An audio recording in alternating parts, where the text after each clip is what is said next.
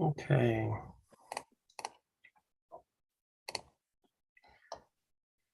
All right. Thank you, everybody. It is 10:36 on April 23rd, 2022. This is the Libertarian Party of Indiana State Central Committee meeting.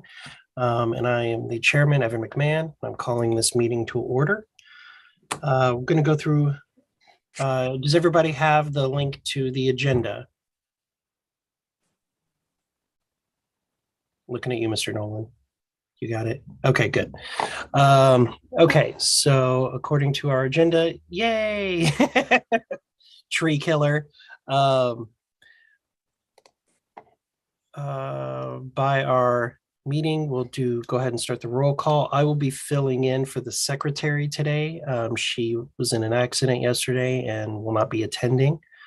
So I'll go ahead and fill in for the secretary and just taking the notes. This is recorded, so she'll be able to make notes from that. But I'll be taking the live roll and live votes. So I'm going to start in reverse order. Mr. Hirsch, District 9. Right here. Excellent. District 8, Mr. Micah Haynes, subbing for Jay Solomon. I am here. Welcome, and it's good to hear from you, sir. We're happy to hear you and see you.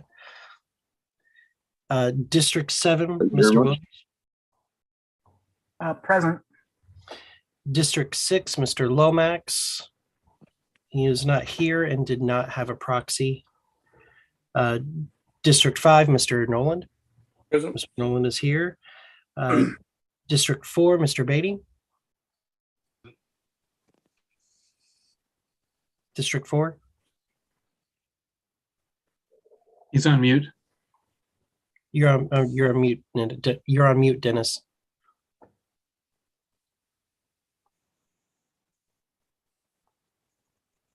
You're unmuted, but we can't hear you.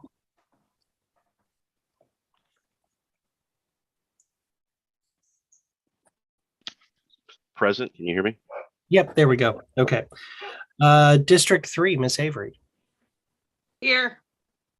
District 2, Mr. Scott Baker, proxy for Elizabeth Coquillard.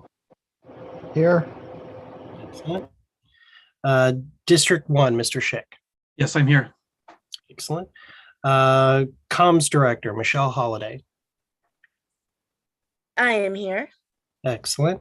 Political Director, Mr. Chris Galt. He got booted and is trying to get back into the room, and there's Lucy. We'll come back to him. Field Director, Mr. Rigg. I am present. Political Director, Mr. Galt. Here. Okay. Tech Director, Mr. Hagerman. Here. Treasurer, Mr. Schulteis. Present. The Secretary, Ms. Salgado. Not here. Vice Chair, Ms. Brenton. Present. Excellent. And I am here. Yay. Okay. So the next item on the agenda is the adoption of the agenda. I would like, without objection, to add under new business an additional item for 10 minutes for Google Workplace and Zoho. It would probably be under old business, but there's room on the agenda schedule under new business. Is there any objection to adding 10 minutes for Google Workspace and Zoho? Okay. The agenda is amended. Is there any objection to the agenda as amended? Yes. Under political report, my name is misspelled. We will fix that on the website, sir. Thank you for pointing that out. Galt misspelled. Did I do it UALT? Yeah. Okay. I do that a lot with your name for some reason. Is there any, I'll ask again, is there any objection to the agenda as amended? Okay, hearing none, the agenda is adopted. I'm going to appoint Mr. Rigg as the timekeeper. Are you okay with that, Mr. Rigg? I am okay with that. Thank you. Okay, perfect. Reports from officers. I'll start as the chair for 10 minutes. It's been a wild ride. I will let you guys know that I was passed over for development director. It was an interesting final 2 days where I think I may not have been selected because I called out the LNC over some stuff that was happening and said that I didn't want to participate in it. But I was not chosen. Somebody else was chosen, and they're very capable. And I hope that they do an amazing job. Wish them the absolute best of luck. And so, yeah, fun times. Doing the training sessions for the CRM training have been getting even better and better. Please, remind your county officers to join those training sessions so that they can, fully use the CRM. We did slip in CRM usage. Pennsylvania is now beating us by almost double. So let's get all our people logging in there and checking on their membership and seeing who the new members in their counties are. We did send out the Barbara Borland checks, the grant awards from the very generous contribution from Dr. Borland. Those did go out. And a few people did request that the check be donated back to the party, which is great. And thank you to them for that. We do not have a current address for Dr. Borland because she was at the time, the day that took place, she had just taken possession on a new house that she had built. And so we have her old address, but people have been asking to send her thank you cards. Hopefully we get her new address soon. Let's see. I've been working with, James Siniak's campaign for U.S. Senate and Jeff Moore's campaign for Secretary of State. Just kind of helping guide them and answer any questions they have and help in any way that I can, facilitating resources, doing calls for them, helping fundraise, anything at all, which I'm willing to do for any of our candidates. I told you guys before that there was an issue where there's not a designated form for the Libertarian Party to use to fill ballot vacancies, and that previously it required us to commit perjury on the form that they directed us to use, that the Republican co-director of the election division agreed that there should be a new form. The Democrat decided to block it, said it was unnecessary. For reasons, they decided to not block it and to have a new form created, and that form is now official. However, they have found in the statute where the Libertarian Party filling ballot vacancies has only 3 days, not including weekends, to file the paperwork once we have nominated someone to fill the vacancy. So if we were to nominate somebody today to fill a vacancy, their paperwork must be filed by Wednesday. I was questioning about that because I'm not familiar with anything in the law that only gives us 3 days to fill the vacancy. I thought it was at least 10, or to file the paperwork, 10 days for the vacancy filing. There is no deadline to file for people nominated at convention. We could wait all the way until the day before. It's like July 5th. We could wait that long for people nominated at convention, but vacancy filings, once they're nominated, there's, I thought it was a 10-day window, but apparently to the election division, it's a 3-day window. But we do have the new form. They updated a couple of other forms for us to make them a little bit clearer and easier for counties to understand. One of the forms for large towns and counties, the election division did clean it up and did actually make it official that county chairs cannot fill ballot vacancies. They have to come through the state party. That was something that was in the law that had gotten some of our counties in trouble before, and that's why we encourage people to recess their convention and then to reopen their nominating conventions so that it's technically not a vacancy filing. It's still part of their convention filing. But now it is clearly stated on the form that the chair of the state party must fill the ballot vacancies on behalf of counties. So at least it's clear. Now we have the exact process written out, and there can't be any dispute at any county clerk's offices.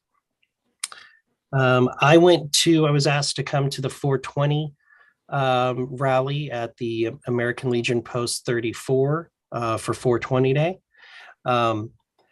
I was under the impression that it was a typical 420 event and that we were going to be outside tabling. So I came in my hat and a undershirt and a jacket, a windbreaker. And it turns out that Democratic candidate for U.S. Senate, Tom McDermott, the Democrat candidate for Secretary of State, Ryan Mears, the Marion County prosecutor, and former Republican State Senator Jim Merritt were also speakers. So I ended up being the only person there not wearing a suit, which was great. But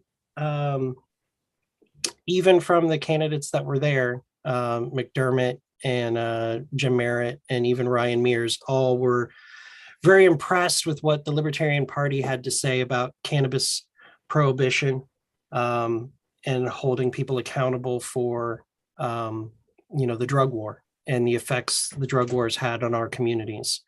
So it was really good. The coverage from WTHR, it said Indy Democrats push for marijuana legalization. And that was their entire article, was only about the Democrats that were there. And I was like, wow, that's kind of shady. But okay, cool. I think I got cut from all of the coverage. Nothing I said aired anywhere that I'm aware of. I did have somebody reach out to me to let me know that they heard Jim Merritt mention both myself, my name, and the Libertarian Party in an interview he did yesterday with Fox 59.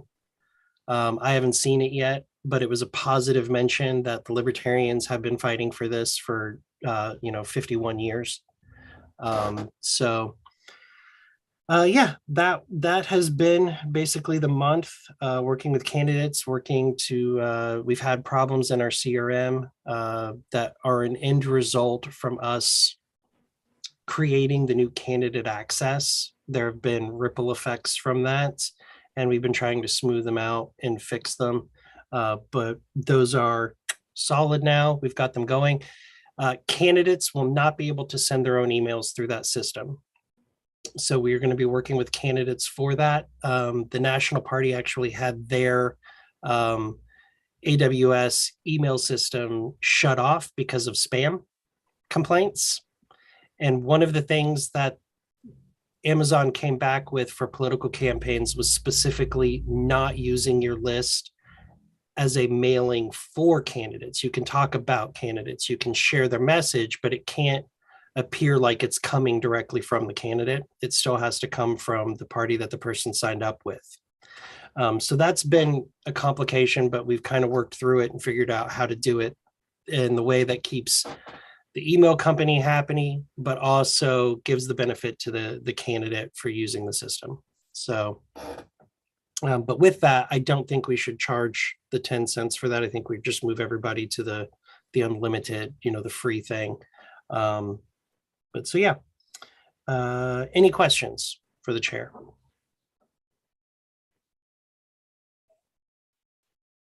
Okay, great. Madam Vice Chair, you're up for a 5-minute report. Hey, thanks. I don't have 5 minutes worth of stuff to report. So I would like to yield my time back, but I will take any questions before that. It's been a very slow month for me.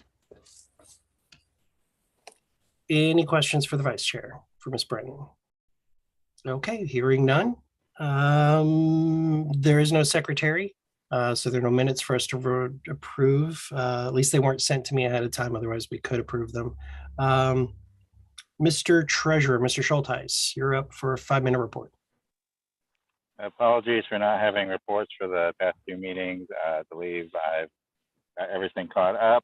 Across all of our accounts, we have a available balance of $70,850.68. We do have pending accounts payable. We are signing up for the professional plan with eCanvasser.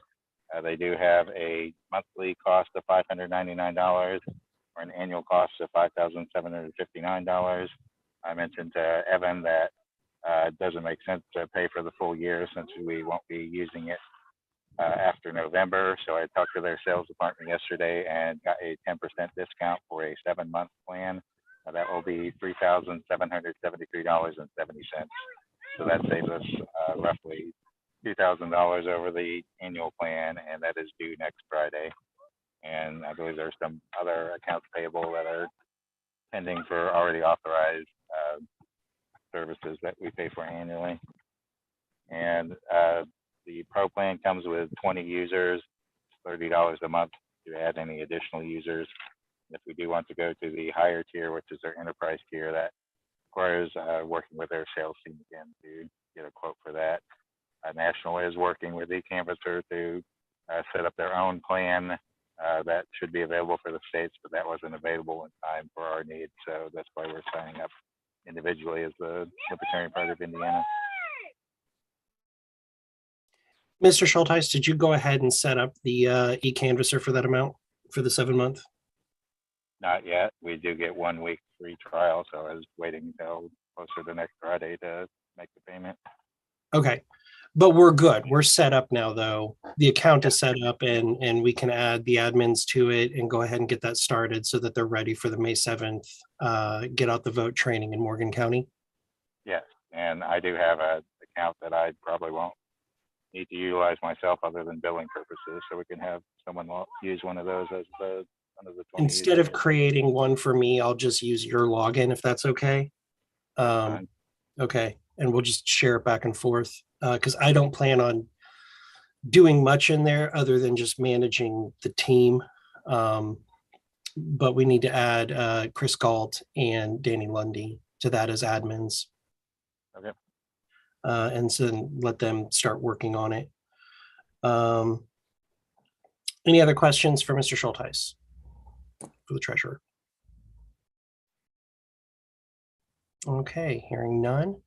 We will move on to reports from the directors. Miss Holiday, and I apologize for doing the officer reports out of order. I apologize for that. Lucy should have been last. But Miss Holiday.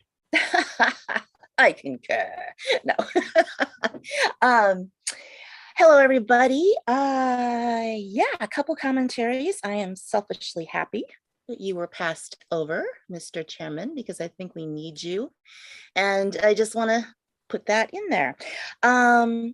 I had a great meeting with Stephanie DeVach. She is the campaign manager for Jeff Moore. It sounds like very exciting times. We had a lot of great discussion about news press. Concerns me that we were present, but we were not mentioned. Something we have to keep in mind going forward is that news organizations are on autopilot. Many times it's their news directors that determine before the person goes out who they'll be talking to and what they'll be covering. And I know that doesn't sound right. I know that sounds like, oh, I wouldn't think of it that way. But it's just the fact. Reality is that they cover what they cover. They cover it fast. They are covering 1,000 things at the same time. And for us to get their attention, we're really going to have to be in front of them. So I will, I'm kind of considering from my talk with Stephanie is to sort of have a press coverage meeting with everyone that might be interested. And I've worked at 3 different affiliates. I've worked at ABC, NBC, and Fox, and they all work the same. And the inside of the newsrooms work the same. And so when somebody gets passed over, the event's gone. Boop, sorry, bye. And to change that, we need to use a lot of charm. So we'll discuss that. But anyway, secondly, I did have a hiccup with my first, not my first, but my fireside chat for everybody to let you know with James Siniak. I have been squashed by the supply chain. If you can believe it, the part for my computer, which is my computer guy's a great guy, is 3 weeks out. And that was mind blowing to me, that a computer part, I've just never heard something like that before, but he's worked on my computers for 3 years and he's excellent. So that's just a notation. But anyway, like I said, great conversation with the campaign for SOS. Looking forward to everybody's campaign, and especially looking forward to making connections with news directors across the state before we go to stuff, to make sure that we at least know who to talk to or something like that. We'll just have to make a plan, is my thought. Does anyone have any questions about what I'm saying? I just want to, and I'll recognize Mr. Schulteis in a second. I just want to say a couple things. It's Dosbach, Stephanie Dosbach. Dosbach, yeah. She's Jeff Moore's campaign manager. And also, just so everybody knows, so we can all get on the same page, part of their messaging is going to be how to say his name. And it's more, like more freedom, more liberty, more. Mr. Schulte. Oh, and the program that we're using for the fireside chat, which is called StreamYard, it's actually my business account, but it's been branded for the Libertarian Party of Indiana. So the LPIN is not paying for that. That's coming out of Daddy Evan's pocket. Mr. Schulteis. Point of information, I believe I was recently appointed the treasurer for Indiana. Just a data point. That's and that does need to be, I forgot to mention that, or have the secretary log that as a potential conflict of interest. So the board needs to remember that if we're ever voting on anything related to the Jeff Moore campaign, that Mr. Schulteis is the treasurer and would probably need to abstain from that vote. Is he allowed to be treasurer on two? He can be treasurer of as many campaigns and organizations as he wants. He just can't be chair. Okay.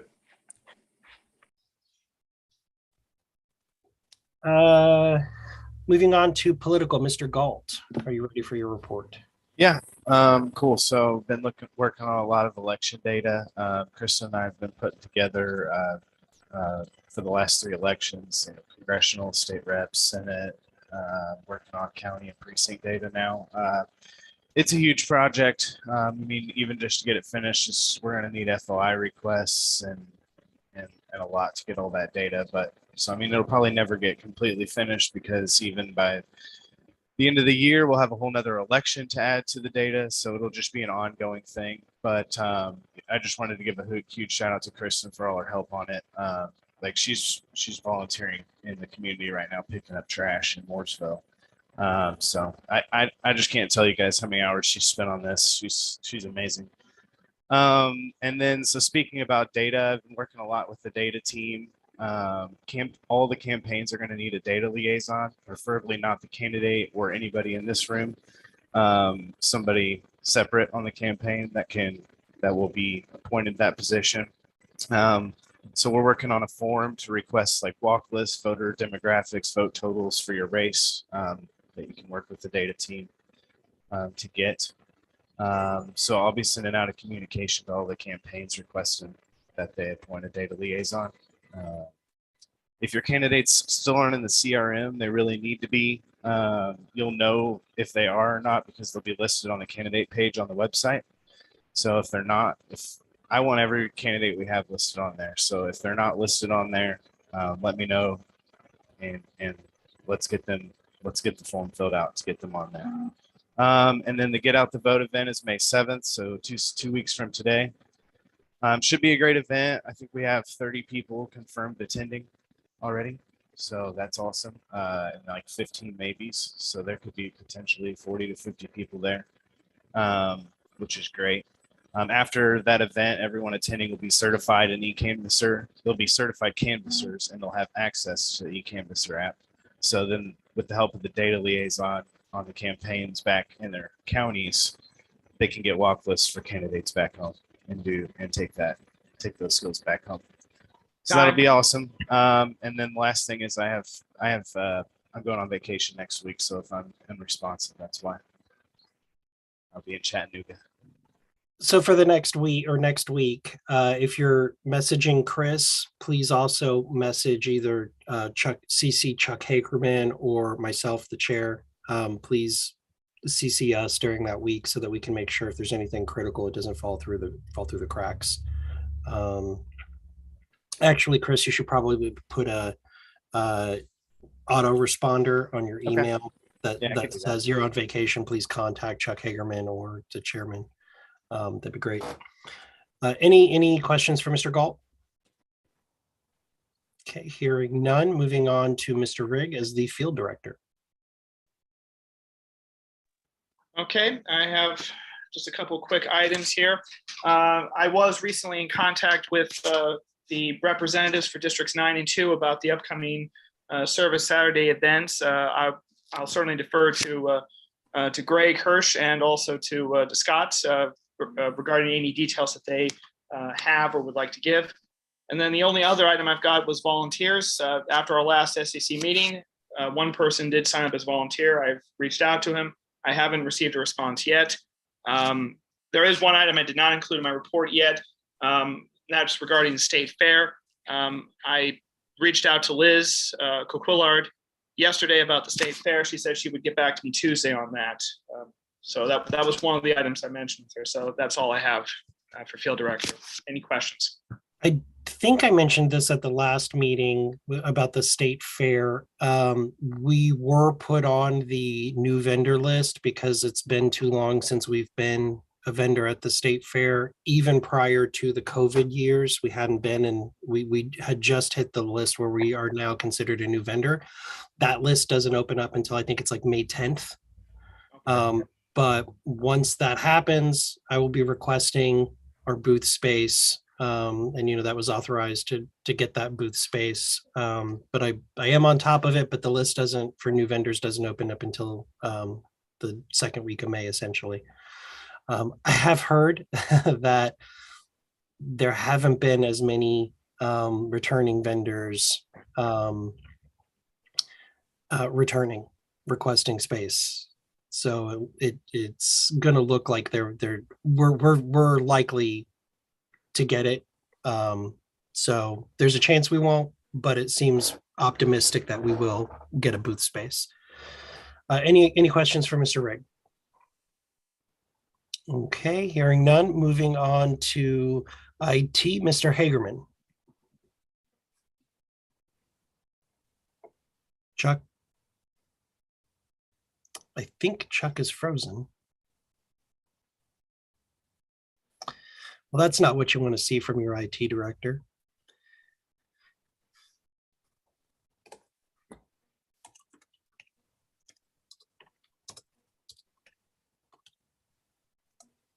Is it just me? Does everybody else see Chuck frozen? Okay, now he's gone. So we'll wait for him to log back in. Any objection to skipping over Mr. Hagerman and then coming back to him when he's able to log in? Okay, perfect. We'll move on to district reports. District 1, Mr. Schick. Okay. Here in Porter County, our Chairman Mike Teleski has been holding regular meetings every other month for the year, and I'm happy about that because it gives us a certain amount of momentum to have regular meetings. Over in Lake County, unfortunately, they've kind of quit having regular meetings. There's some talk of holding a joint meeting between Lake and Porter County, but I'm letting the two chairmen work that out. And but I look forward to meeting the people over in Lake County when they do have a meeting. Now that I'm the district rep, I haven't been in touch with them in a long time other than Chuck Pullen. So anyway, everything's fine here. I mean, I wish we don't have any local candidates. We don't have any county, anybody that will get on the ballot as a county office. the people that attend meetings regularly here in Porter County are concerned about, that their employers won't like seeing them running for office, and have declined to run for office. But at least, they're still attending meetings regularly, and there's something good. Over the years, I've had to affiliate and de-affiliate Porter County like 3 times as people come and go. But right now, it's nice to have a group of people that will get together with us every month, or at least every other month. So that's really all I have. Any questions? Couple of things. At that 420 event, Tom McDermott, who is the mayor of now I can't remember the name of the town. Hammond, Indiana. That's where we had that protest for the guy that had the F Joe Biden flag that McDermott kind of threatened with code enforcement violations if he refused to take it down. And in the video of that rally, I may have told what Mayor McDermott what he could do with himself. McDermott was actually at the 420 event and was very nice and cordial and very friendly with me, and said libertarians are spot on when it comes to cannabis regulation and ending the drug war. He said that we need to be careful about making sure we don't overregulate and overtax cannabis, because we'll end up like the system they have in California. And I was like, who are you?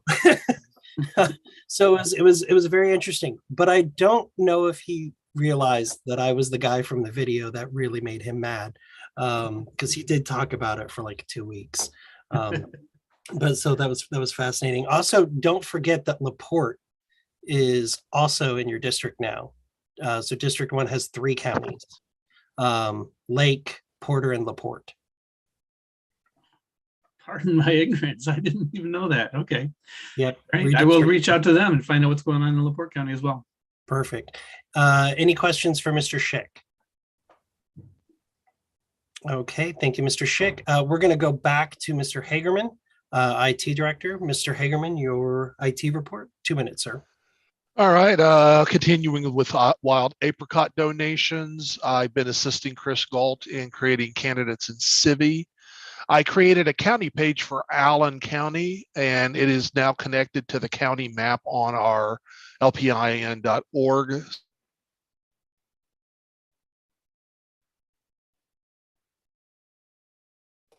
You froze again, Chuck.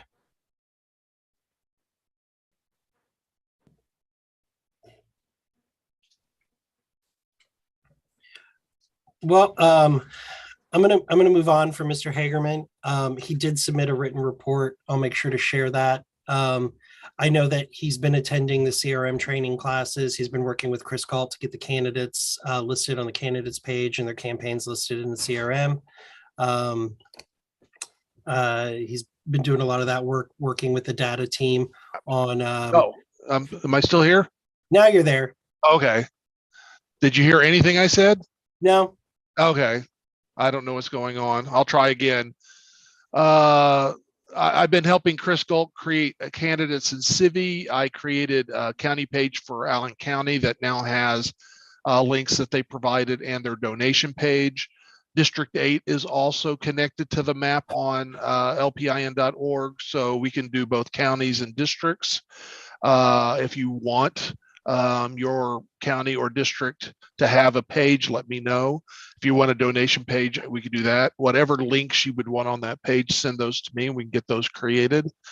I'm continuing to attend training for initial civic access, one, to better understand that training, and then to make sure that I'm best trained to answer questions as they come up.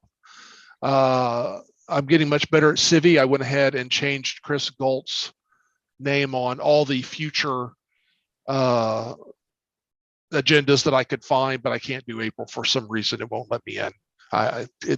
Timing out. I can't. I don't know if it's because there's a bunch of people in there, but that shouldn't affect anything.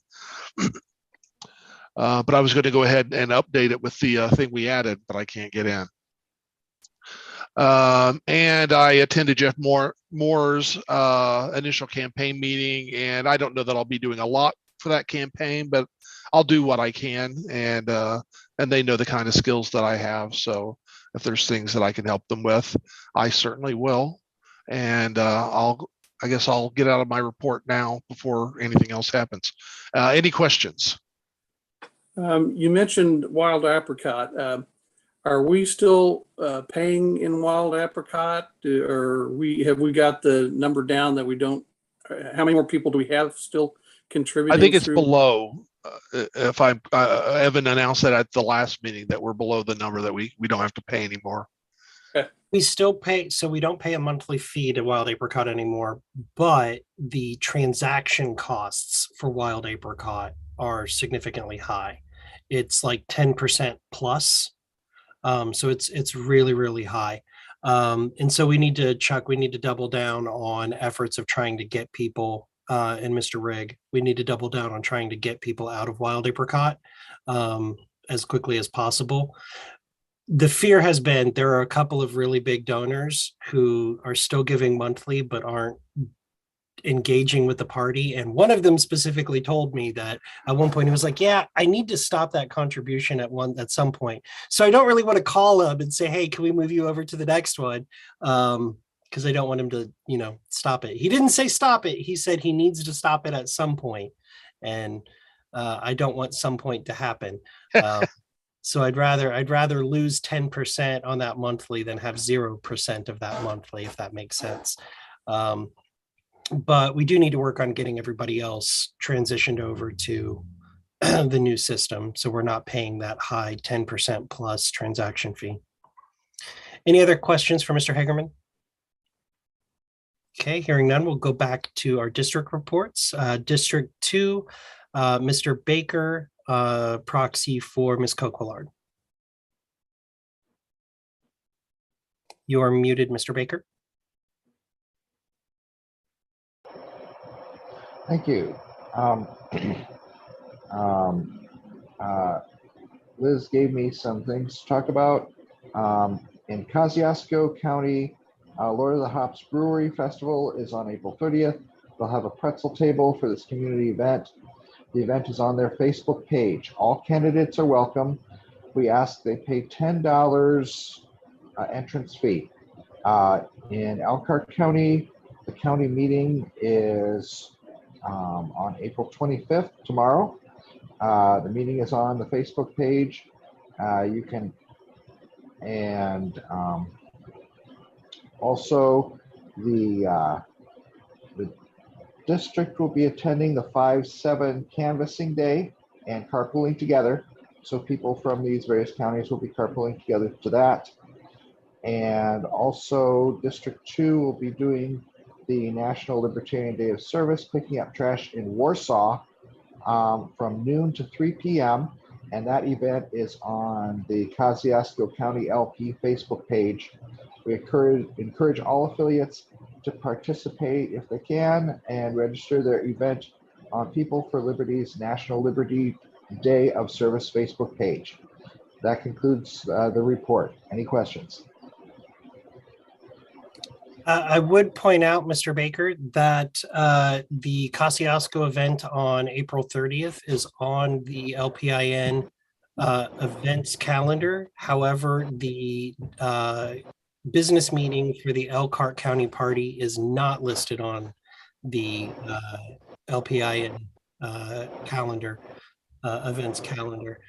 So everybody, please make sure that the counties are updating that information. If they don't have CRM access, I believe all of the district reps do have access. You can update it on their behalf. It'd be better if they did it because they had access. But it's good to have that. We do get a ton of traffic to that. More people visit our website than anybody else's, and more people visit the state parties Facebook page than the county party's Facebook pages. So also on Facebook, make the state party a co-host of your event. That way it gets up there. But that was all. I just wanted to take that moment to say that, Mr. Baker. Any other questions for District 2?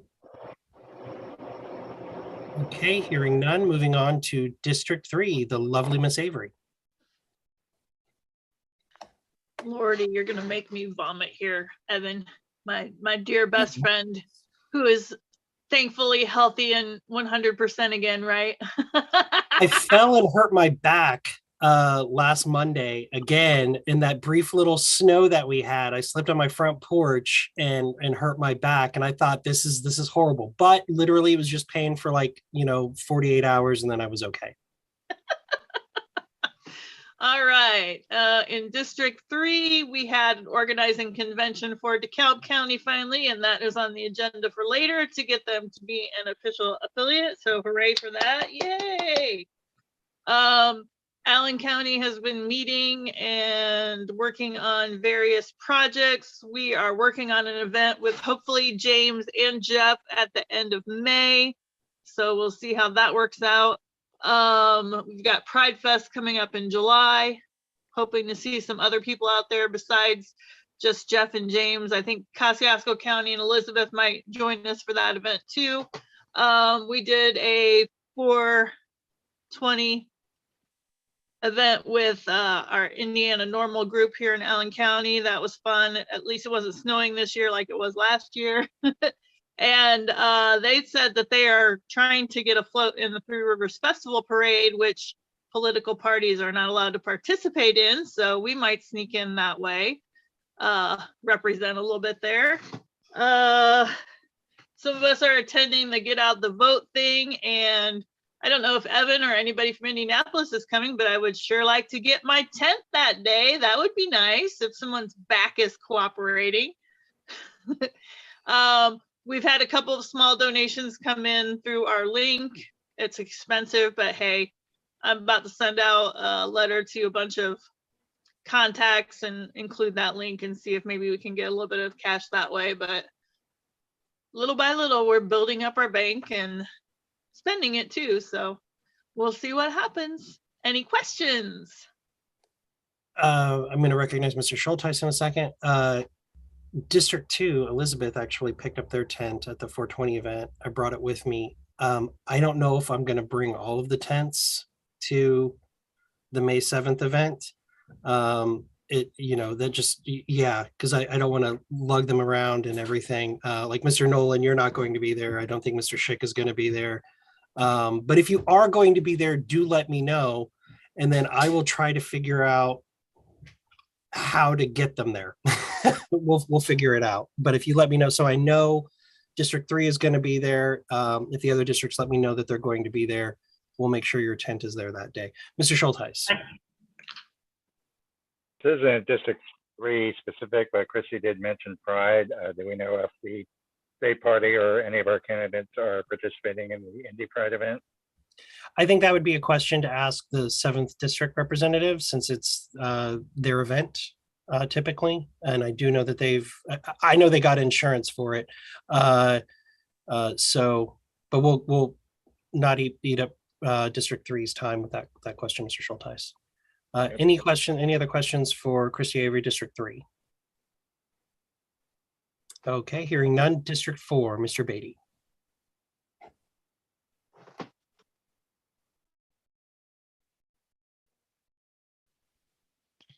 Sorry, trying to get off mute has been a challenge this morning for some reason. So District 4, we did talk about the community day that we're going to try and get working. I know that there's been discussions, and I think we're coming close to a decision on that one. So ours is going to be, believe it's July 9th. So we're gonna get some details on that out to everybody soon. And that's pretty much all I have for the report right now. I don't think I've had a chance to talk to any of the county reps or county chairs for the last month. So that's kind of where we're at right now. Without objection, I'd like to recognize Mr. Danny Lundy to talk about the May 7th event. If there's no objection, that is in District 4. No Mr. objection. Danny Lundy, chairman of the Morgan County Party. Yeah, so May 7th, obviously we got our get out the vote event. I think last time I talked to Galt, we have 15 to 18 confirmed with about double that as a maybe. So we're looking at hopefully having about 30 some people. It's going to be exciting.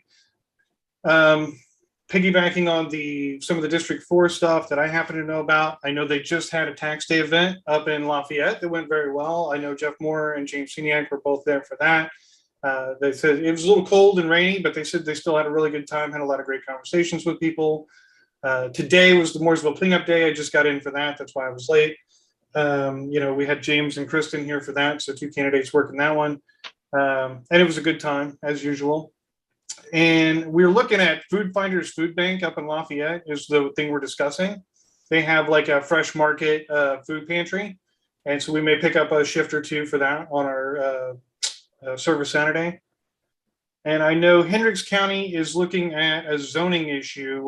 They're talking to them because there was they got a house. It used to be a crack house, apparently. They refurbished it. They were going to turn it into a rehab facility for women. I think it was only going to be like 4 or 5 women at a time. And the Board of Zoning Appeals turned them down. And so now they're in the position of either appealing that decision or selling the house and going and starting all over. So I know that's a local issue that they're working on over in Hendricks County. So any questions about the Get Out the Vote event? I know we still need to get eCanvasser fired up so that we can start cutting that turf. If you have not registered yet with Chris Galt, let him know, because we do need like names, emails, phone numbers, stuff like that, so we can get people loaded up into eCanvasser for that event ahead of time. I just want to extend the time by 2 minutes without objection to talk about this zoning issue. So the chair reached out to me for Hendricks County, Chris Groff, and essentially what's going on is it's a faith-based organization that wanted to open up a recovery house for women. And I've gone up against this with Indianapolis. We had the funding set up to open up a shelter. And the city basically told us that since we weren't going to be part of their program and use their tax dollar money, they would never approve a zoning change. Therefore, we would not be able to get our facility. So we're talking about that and kind of amplifying their messaging and telling their story about what's happening to them, and that an organization that's just trying to do good in the community is being stopped because of NIMBY, not in my backyard. And that the council is just being, the church is doing everything the legal and the right way. And really what they probably should do is just occupy the building and tell them to come arrest them. But that doesn't always work great. But it's a sad situation that's going on. People just trying to help other people, putting the resources into the community and having people try to pretend like there's not a problem, and then blocking those that are trying to help. So I'm glad that the Hendricks County Party is taking a point on that and trying to help those community members get their message heard, because they're being ignored. And that's something that every county party should do. It's great to attend zoning meetings because you can hear things like this. You can hear about the guy who gets fined $5,000 because the shed that he built was 2.5 feet from the fence line as opposed to 3 feet. Those things do happen. And those are future libertarians. The best time to become a libertarian is after an interaction with your local government. Thank you to the Hendricks County Party for taking point on that and being a good example of a Libertarian County Party. And thank you, Mr. Lundy, for mentioning that. Moving on to District 5, Mr. Nolan. Thank you, Mr. Chair. We've got Grant County has decided that they are going to take on the 5th District's Super Saturday event. He would like to help out a church group that has a ball diamond that they'd like to turn into a soccer field on August 13th.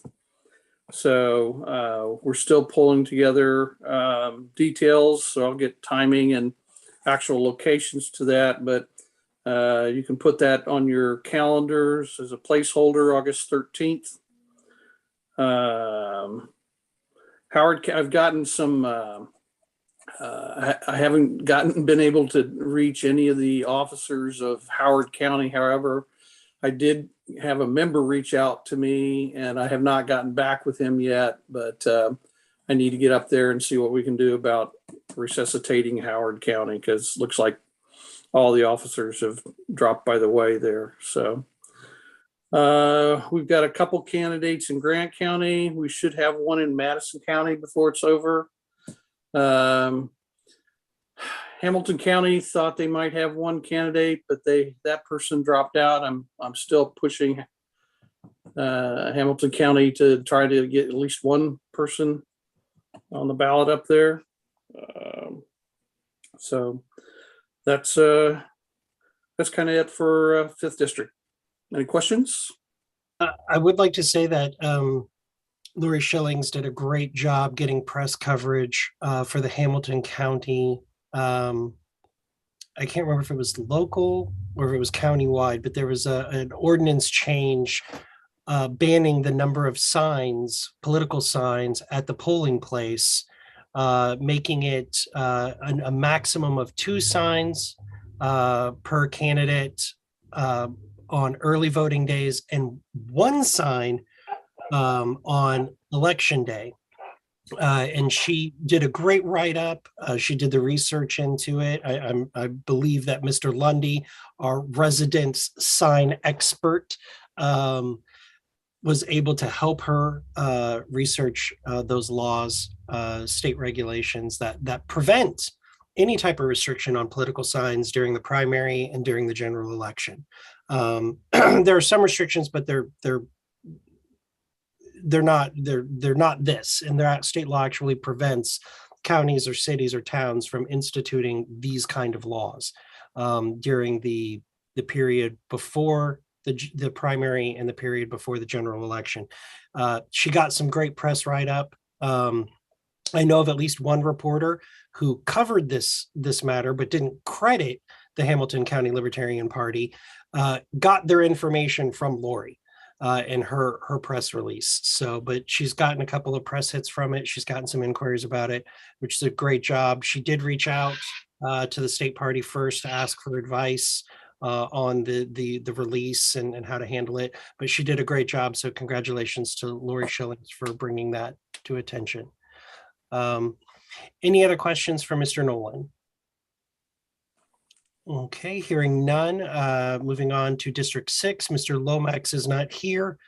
And I don't have any other information other than I know Hancock County has been very, very active. They've got a good team of people that are organizing events.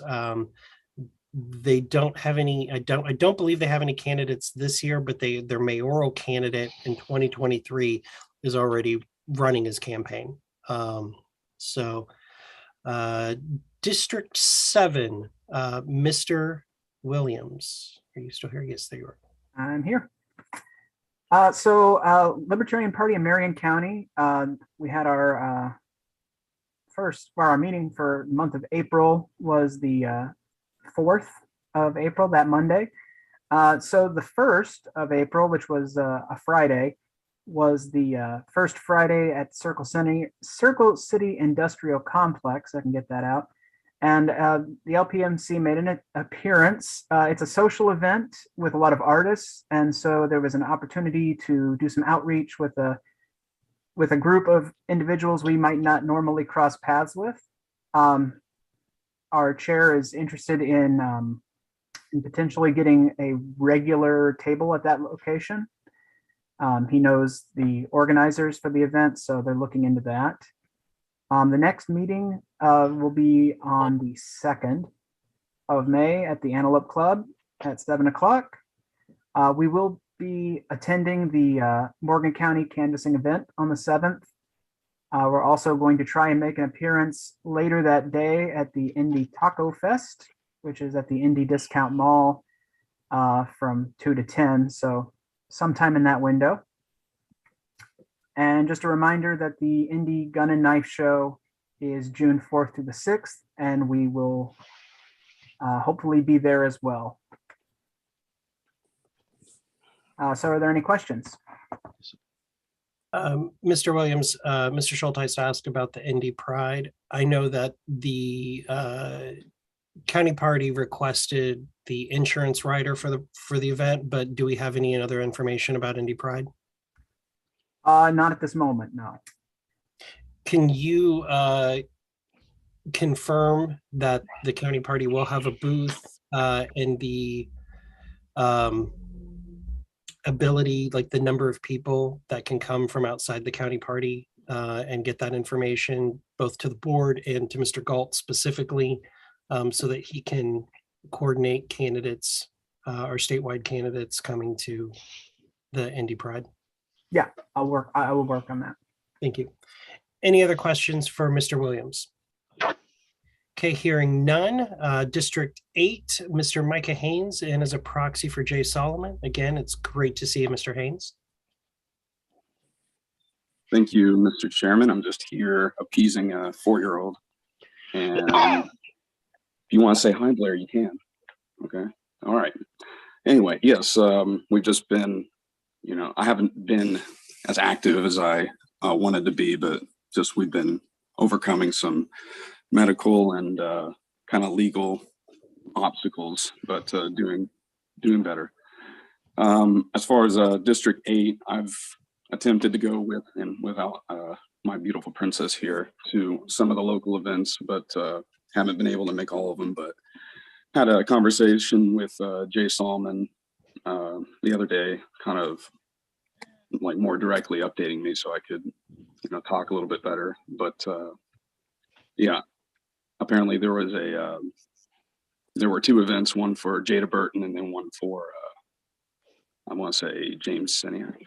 And I wasn't able to make either of them, but I did message a bunch of people, and I've been a good Facebook follower and trying to share that and spread the word and everything. But apparently they did go well, and Jada's killing it out there, and Blair even likes her too, but Blair likes everybody. All right.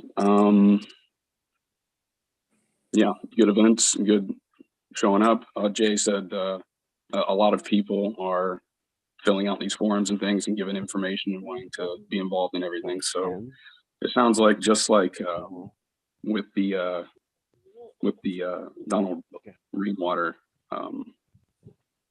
campaign, it's bringing a lot of people in. These are good candidates, and they're saying all the right things about the issues on the level that people can apparently connect with. So yeah, good events, getting the work done, and I think that's about it, unless there are other questions.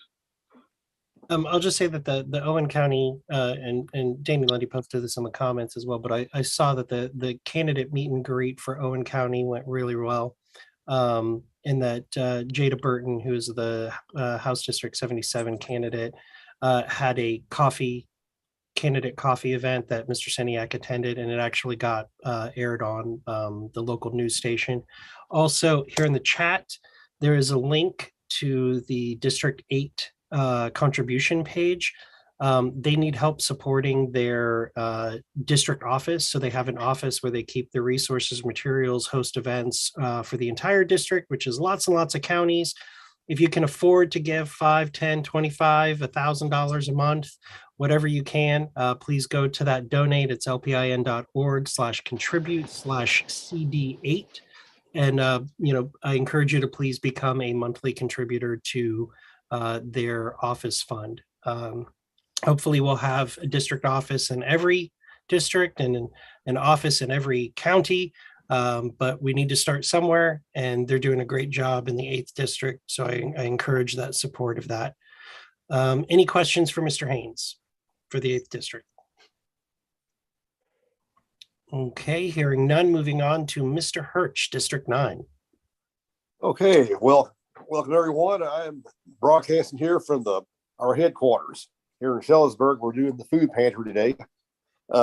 For next month's Super Saturday, which takes place in the 9th district, we are going to do the food pantry like we did last year. I think that's a great event for Server Saturday. It just fits in perfect. So we're going to do it again this year on May 14th on that same day, Tanya Mills is having to get together at her house. So I'm going to do this in the morning. I'm going to hit her house. She's having to get together for her campaign, a cookout, and all that. April 20th, there was a big event in Bloomington. Indiana Normal had a big pot rally up there, and Tanya spoke. Tanya Mills, our congressional candidate, spoke. Darren Kinsler, who's running for sheriff of Lawrence County, which is next to Monroe County, he spoke, doing a great job on his campaign. I attended their meeting this past May 9th. According to their schedule, they are now going to do their Liberty Essential, their big Liberty Fest day in September now, because it conflicted with some other events going on with the party as well. So I think September 10th is the date on that Saturday.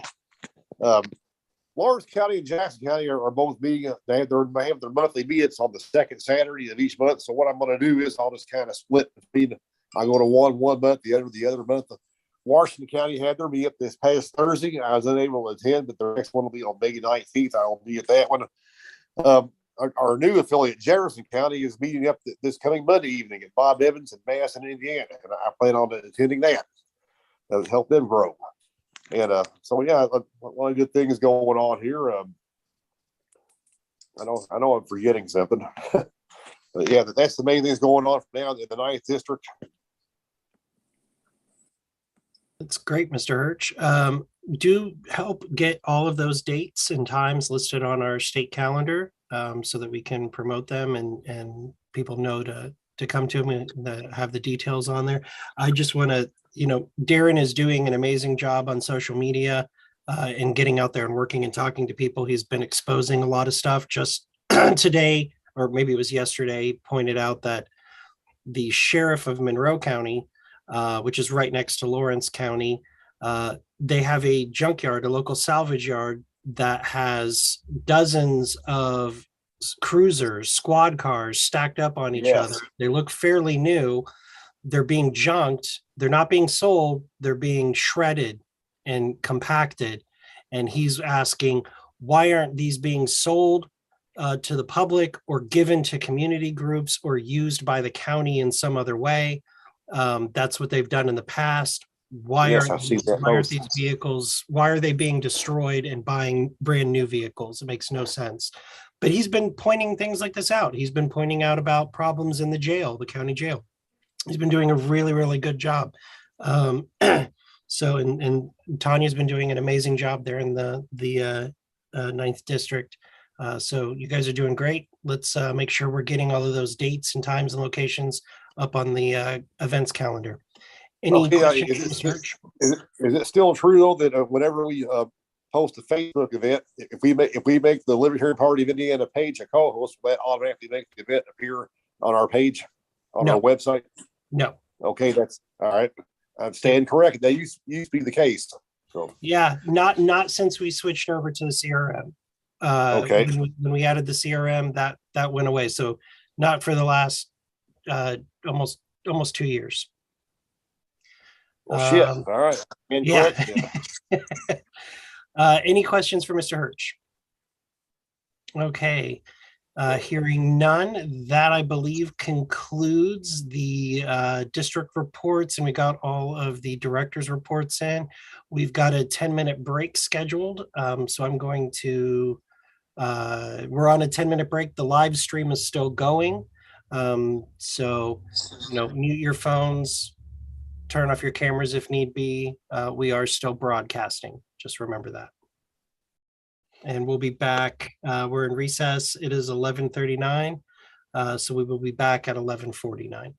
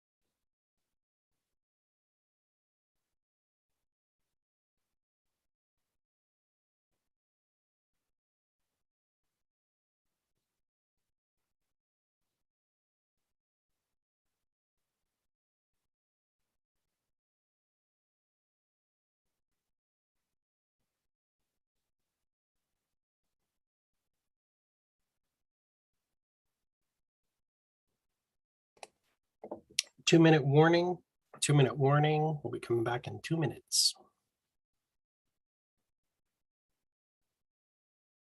1 minute.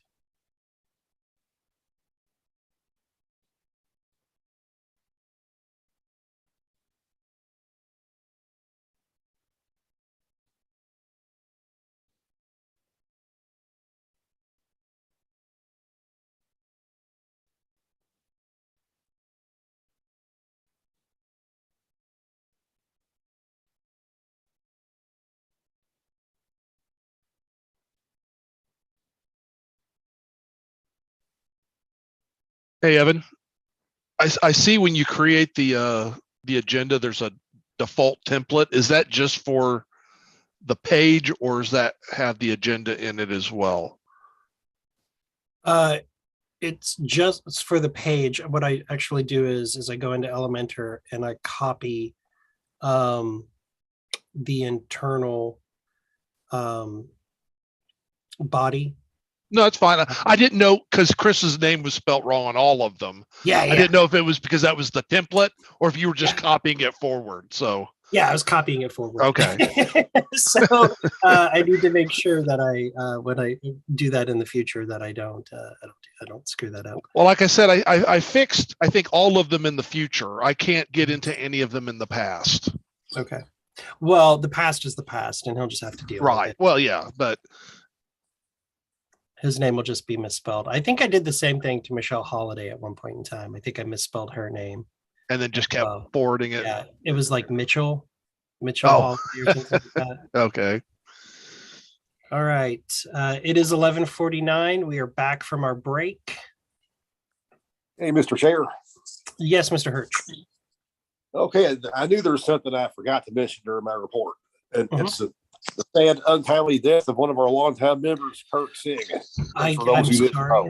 I meant to mention that at the beginning of the meeting, and I completely forgot. Yeah, it was a tragic, untimely passing of Mr. Kurt Singh. I did send a condolence card on behalf of the party to Patricia Pat Singh, his wife. Just a very sad loss, and our hearts go out to his family and friends, and Patricia with what they're going through right now. I mean, our last monthly meetup was very somber, and his presence definitely missed big time. Yep. Kirk was always a fun guy to be around. We always had a lot of laughs. He was just an all around, just a great guy, and he's going to be missed.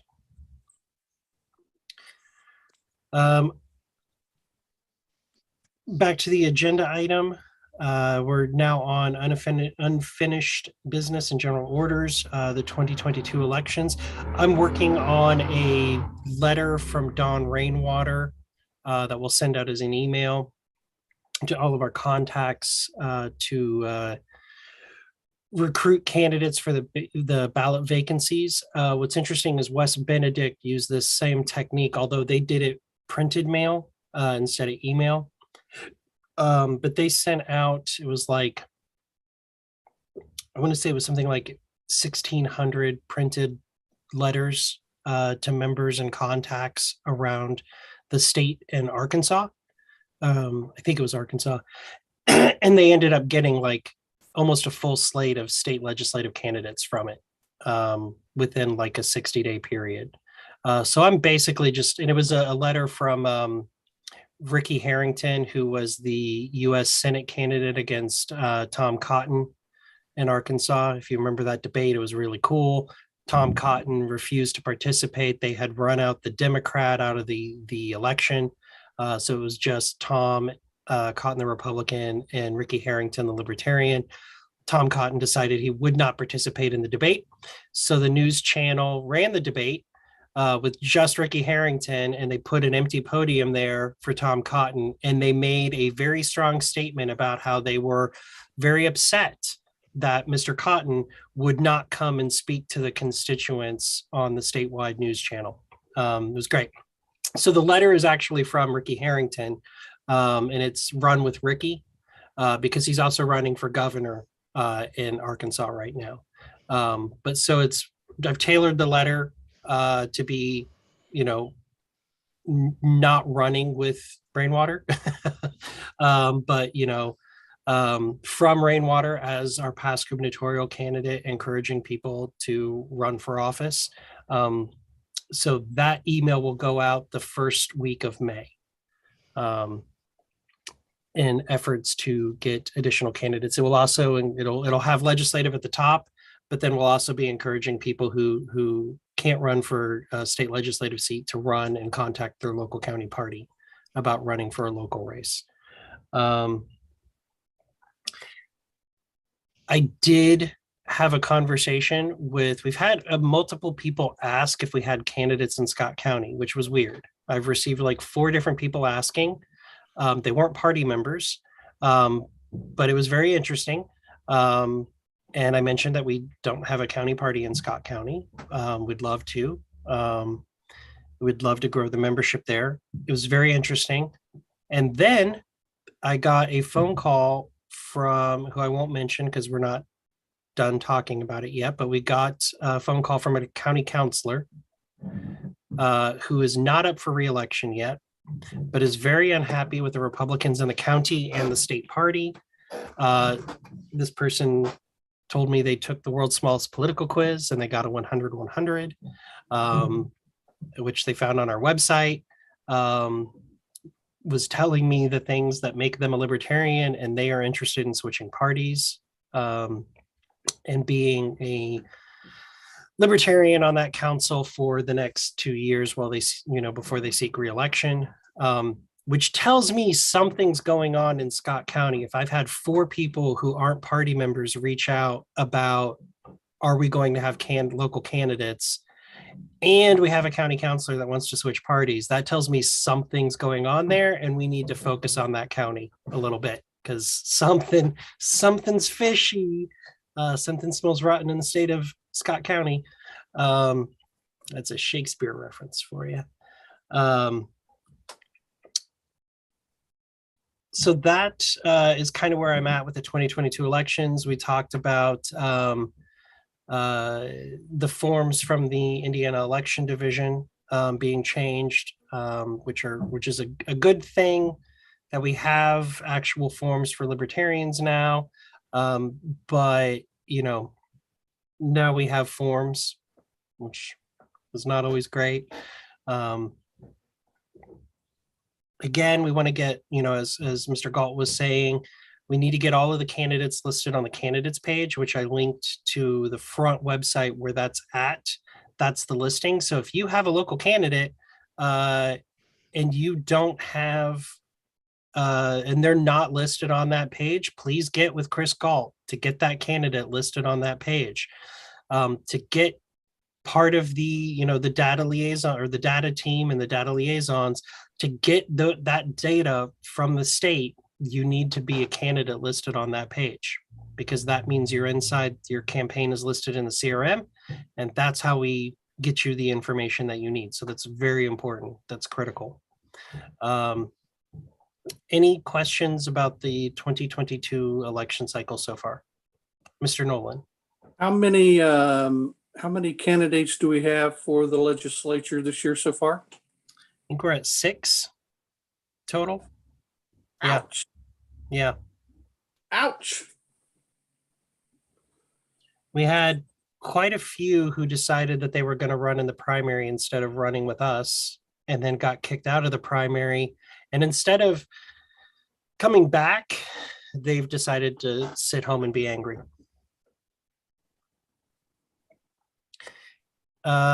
Some of the things that I would like to do, it's 5 minutes, Mr. Rigg.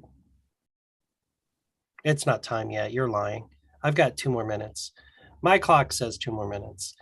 Some of the things that I would like to do is I'm not focusing as much, as I've stated before, on fundraising for the state party. We're in a pretty solid place. We do have some things that do need to be paid for, but we're not going to be seeking big, projects or things like that. But now my focus is fundraising for the state party's candidate fund, but also fundraising directly for candidates. So that's going to be my focus. But one of the things that I would like to be able to do is to print district level slate cards for us to be able to hand out to the county parties that have our federal and then top of, statewide candidates or legislative candidates, and then local county level below township level, just, candidates on the other side. And we've already created a template for that. Obviously, we're nowhere near doing that. We would probably do that in August, or towards the end of August, beginning of September, for that. But it is something that I'd like to do, and something that I'm cognitively thinking about, raising the funds to be able to do that. That way, when we have people who can pass out materials on election day or pre-election day, they can. Also, a message that I've been stressing a lot, and the Moore campaign has been stressing a lot, is don't vote early, don't vote by mail, vote on election day. The pressure point in election fraud is voting early and voting by mail. Those two things are where you see the most instance of irregularities in numbers. The most amount of people who have been audited by outside organizations. There was an organization that went through 3 counties and went to like 1,000 people in each of those counties randomly. And a lot of them found that they had not voted, but were listed as voters. And they were mail-in or early voters. And this is a trend that's being seen across the country. So vote on election day. Don't vote early. Don't vote by mail. Mr. Schulteis. Is that recommended for people who may be working the polls as well? Because that could take several hours away from poll working. It sucks. I would say that your best bet would be to vote early as opposed to voting by mail. We didn't hear his question. Oh, Mr. Schulteis' question is that true for us who are going to be working on election day, working at the polls? It would be difficult for us to go and vote. I would say take advantage if your county has a vote center, which tend to move a lot faster, and tend to be centrally located. If your county has a vote center, I would utilize the vote center on election day. But if that's not going to be an option for you, early vote, don't mail in vote. Any other questions about the 2022 elections? We do have a item that we need to redo. Because of the change in the form, we need to renominate Jada Burton for the 77th district because of the issues with the new form. So I'm going to nominate Miss Jada Burton as the Libertarian candidate for House District 77. She has already been nominated. Second. Previously. She's already been approved. I don't know that that's necessary. It's just a matter of refilling out the forms, is it not? So they're saying that there was a deadline to file the form, even though we didn't have the form. So we're just going through we have to have. But she was a Mr. Nolan. She was a candidate at the convention candidate, No, not a. She had to withdraw. She had to withdraw because she was in the wrong district. That's so right. She's a valid vacancy, and with the new form that she has to file, there's a 3-day period. So we have to do a renomination. So I move to nominate Jada Burton as the Libertarian candidate for House District 77. Is there a second? It's been seconded. Can I do a voice vote on this? Do I need to do a roll call? Mr. Nolan, what do you think? Do you think I could do a voice vote? Does it need to be a roll call? I would think you could do a voice vote. I think so too. All those in favor say aye. Aye. Aye. Aye. Aye. All those opposed say nay. It is unanimous. We need to get together as soon as possible, Mr. Nolan, to do that, to sign that paperwork. Good news is on the ballot vacancy, it only requires the chair. Doesn't require the secretary anymore. So yay. Pass on any information or anything for Jada or Jay? We already have the paperwork. Jay Solomon got it to me, I think Thursday. So we're good. Membership report. Our state party membership continues to go up.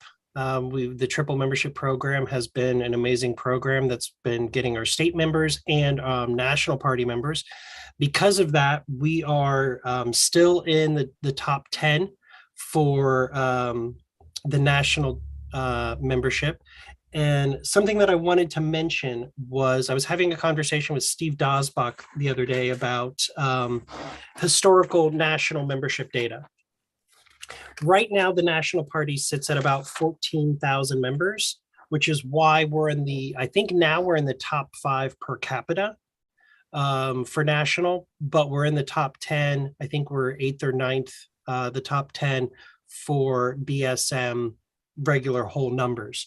And when I was talking to Mr. Dosbach about this, he said that when he was chair and executive director, I have the wrong form here, I think.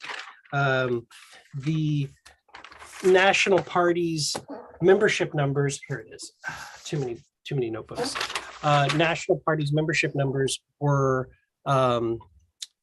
just over 30,000 national dues paying party members in 2000, which was the peak. It's the most we've ever had as the national party. At that time, Indiana had 614 members. So at the peak national, Indiana had 614. We are at 554 now, and the national membership numbers are 14,000. So by that metric, it should be, less than half of that, which is what every other state is doing. Our peak membership numbers for Indiana for National Party was March of 05, and it was 645, which was when National started to trend down. So we went up as National went down. So the thing that Steve Dosbach found interesting was Indiana is already significantly ahead of where we were during the peak of national membership. And we're not far off from our highest peak for national members from Indiana.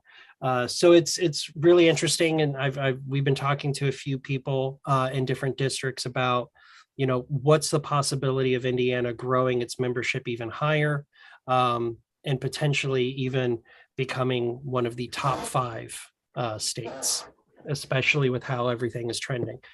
Miss Avery. Just wondering if we have that form to get the counties their triple membership money yet. Mr. Schulteis, that's a question to you because I passed the buck to you on that one. Can't hear you, Mr. Schulteis. That's a clever trick. You were still muted, Mr. Schulteis. I do have the form. I'll get it to Evan as soon as possible. That's a dirty trick. He said he has the form and he will get it to me as soon as possible. So apparently I have to send out the form, which I'll do. I'll actually send it to the district reps, and the district reps actually will send it to the district reps and the treasurers of the counties. Did you have a question, Mr. Schulteis? I was told to get to that form, not send it out myself. Oh, okay. You are the bottleneck. Fair. I probably did say that. Okay. Any questions about the membership? Okay. LP Convention Suite. This is for national. We had talked about wanting to get a suite for the national convention, like we would normally do, a space for us to have during the day for our members to go to, also for us to hold our caucus meetings, things like that, allow the candidates for the internal offices to come and speak to us. we have two options. One is $1,500.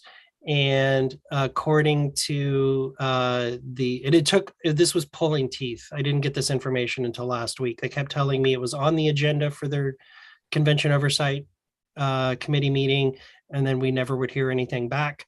And I finally got the information this past week. That room will hold maybe 10 people. It's a small room. For $2,500, we can get for the entire week a larger room that would fit our entire delegation. There are only 3 of those rooms left. I think it's a good idea for us to have that, especially now that doesn't the regional meeting, because we have to have a regional caucus meeting during the convention. That is a separate room and is provided for by national. And they've already got it scheduled out that there's a time for us to meet, which is good because there's no room that we would have that would fit our entire region in one room. So we have to use one of those meeting rooms. But so I would entertain a motion to authorize let's have a discussion. Does anybody have any strong feelings about yes or no for a convention suite for our members? Mr. Hirsch? I think it's a very good idea. I mean, we've done it before, and really, we can like do other of our own region events or in that room as well during the week. The only time that we haven't had, thank you, Mr. Rigg. The only time we haven't had a convention suite for the state party was, I think, in 2020 in Orlando, and it was only because they didn't have them available. I do believe that Mr. McGuire did try to seek one out, but they weren't available for us that year. Is there any objection to extending time by 5 minutes? Okay, no objection. Any other discussion? I would entertain a motion to authorize $2,500. Okay, thank you. Well, let me finish it first, Mr. Hirsch. Okay, sure. That way it's clearly stated.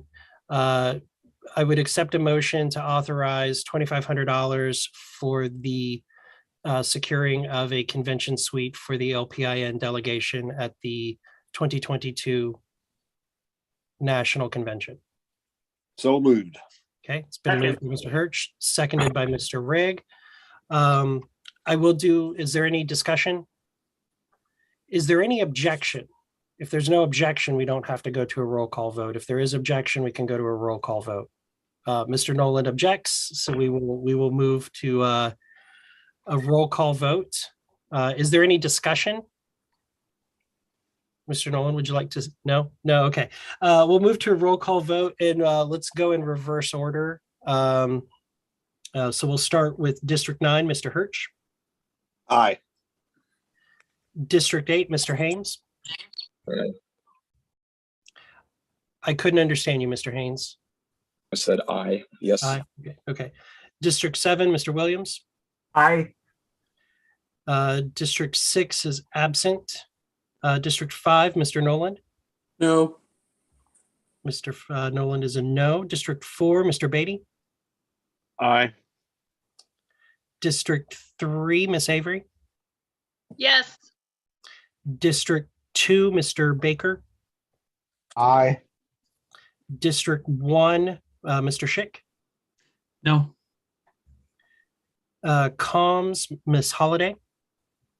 Hi, is it inappropriate to ask Mr. Schick and Mr. Nolan what their perspective is? Yes. No. Is it okay? Because Aye. we're in voting, so that would have been during discussion. Oh, I missed it. Okay. Okay. Well, I vote aye. Yes. Political, Mr. Galt. Was that an aye? I could Aye. barely. Okay, thank you. Field, Mr. Rigg. Yes. Tech, Mr. Hagerman. I abstain. Expressed abstention. Mr. Treasurer, Mr. Schultheis. We couldn't hear you, Mr. Schultheis. Still can't hear you. Mr. Schultheis indicated in the chat, aye. The secretary is not here. Madam Vice Chair. Aye. I will express abstention as well. 1, 2, 3, 4, 5, 6, 7, 8, 9, 10, 11. That is 11 yeses, 2 noes, 2 abstentions. So the motion passes. Okay. 2023 convention. This is just on the agenda. This will continue to be on the agenda moving forward so that there's a period for at least a 5-minute update from the convention committee, which to my understanding is, and I may be wrong, the convention committee is Lucy Brenton, Greg Nolan, Elizabeth Coquillard, and Christy Avery. Did you ask to be on the convention committee? Who else was on the convention committee? Am I missing anybody? I was. And Mr. Hirsch. Did I put myself on the committee or request to be on the committee? Do you guys remember? No? Okay. But you just wanted to stay in contact with it, continue to get updates, but not actually have responsibilities because you already got enough to do. Yeah. Okay, cool. Great. So in the future, this will always be on there. If you guys would like additional time, please let me know ahead of time so that we can put it on there, but at least a 5-minute update from one of the committee members on the convention status, because we do want to get that in as much advance notice as possible so that people can start booking and doing those things. I'd love to see a convention theme contest like National did with the discretion of the state central committee so that we don't end up having a convention theme that's racist, homophobic, sexist, inappropriate, or naming of a specific candidate or anything like that. All right. Any questions about that? Mr. Nolan? We don't have a chairman of this committee, is that correct? You guys would need to meet and select your own chair. Because I don't believe in that meeting, I don't believe we populated it with a chair. I think we left it to the committee to select the chair. We did not. I'm afeared that's why we haven't met yet, because no one's in charge. Well, how about this? Chairman's prerogative. I appoint Ms. Britton to be the temporary chair of the committee to organize the first meeting of the convention committee, where the chair and secretary of the committee will be appointed. There you go.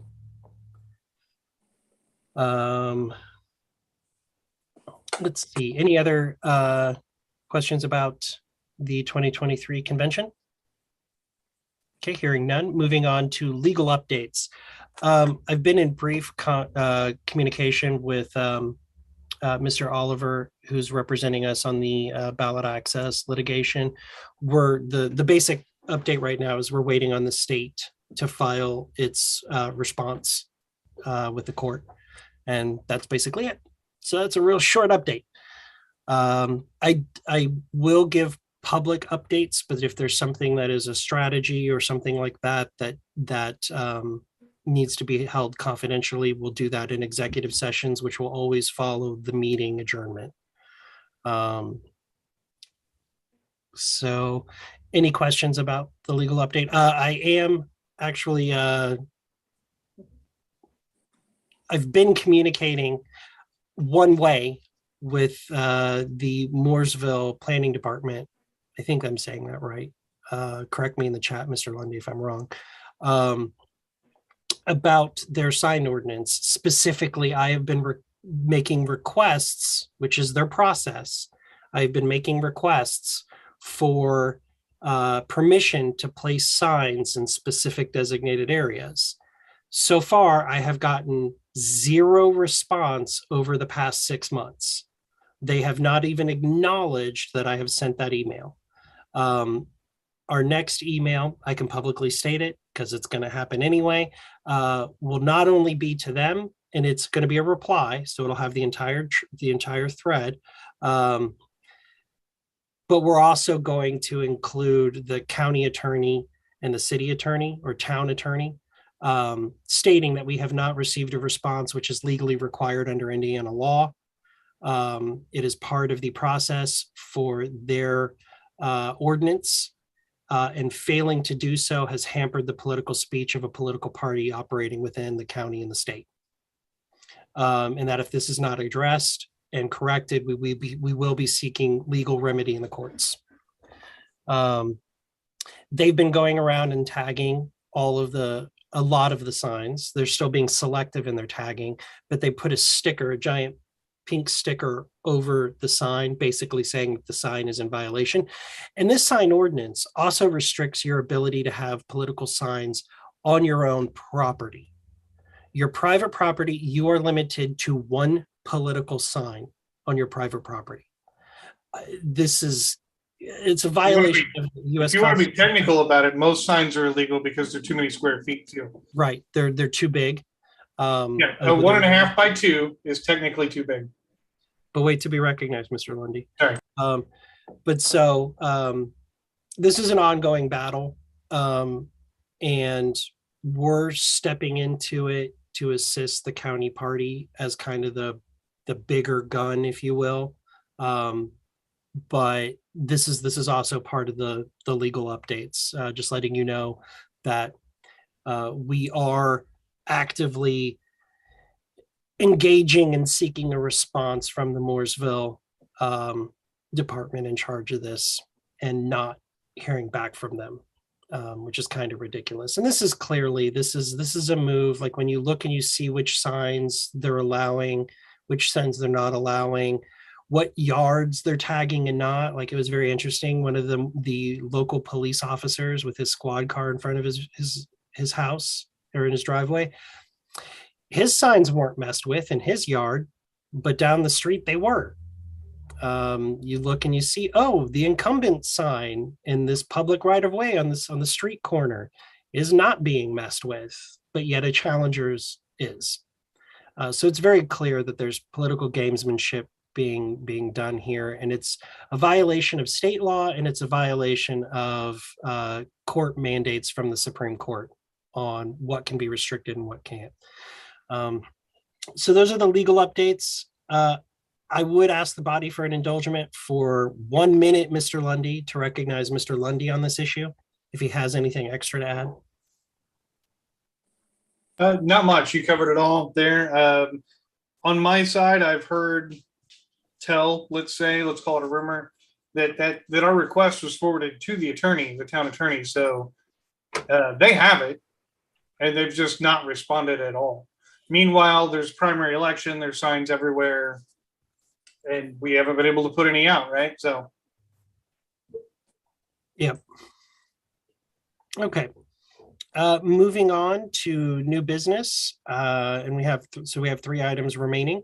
Affiliation request from DeKalb County. Ms. Avery, would you like to make the motion? I move that the party accept the DeKalb County affiliation. I believe they filed all their paperwork. Everything's in order as far as I know, and they are ready to go. Second. Technically, yes. He hasn't, I've gotten it in pieces, but not completed, but I know it's completed and ready to be submitted to us. I've seen it all, but it hasn't been officially sent to the secretary, but it is received. And he's going to get the rest of it. He sent me an email about the banking situation, and that should be cleared up next week, but he can go ahead and send the rest of it to the secretary whenever he wants. Which he will do within the next 10 minutes. Thank you.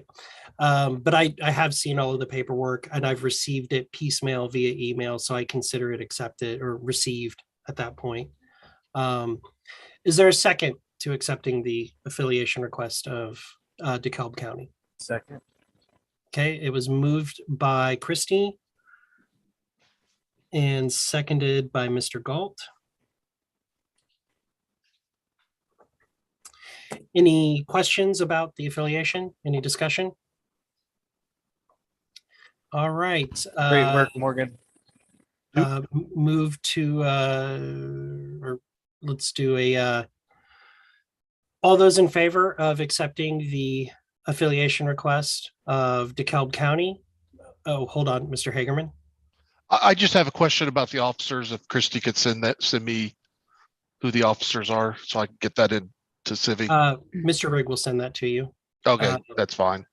All those in favor of accepting the affiliation request of DeKalb County, say aye. Aye. Aye. Aye. Mr. Nolan, do you want to aye or nay? Aye. All those opposed say nay.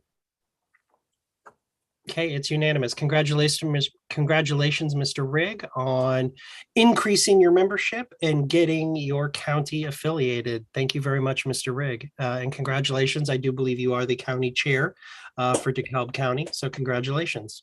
Thank you. And with that, time. Good job. not really. I just wanted to put that up. He likes that sign. So the next item is events. Are there any? I wanted to, instead of doing an announcement, I wanted to give a moment within the agenda for people to share upcoming events. This would be a place where we would list our state party sponsored events, but then also give other people the ability to share other planned events or upcoming events or things like that we haven't already discussed during the meeting. Are there any? Okay. Well, that was short and sweet.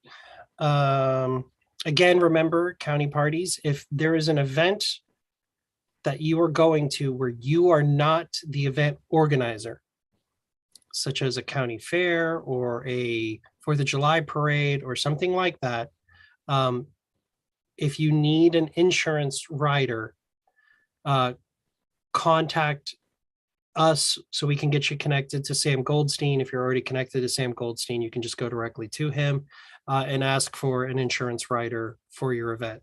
It only covers events that you are not the sponsor of. So if it is your event, you can't get the rider and you'd have to get your own insurance policy. But if it's an event like a county fair or the Lions Club 4th of July parade or the Fort Wayne Pride event or, anything like that, those you can get the rider for and then be able to supply that to the event organizers. Mr. Schultheis. We can't hear you, Mr. Schultheis. Still can't hear you, Mr. Schultheis. You can type it in the chat and I'll read it off for you. Don't know why we can't hear you now. I mean, now it's because you're muted, but were you putting your hand down because you didn't want to say anything else?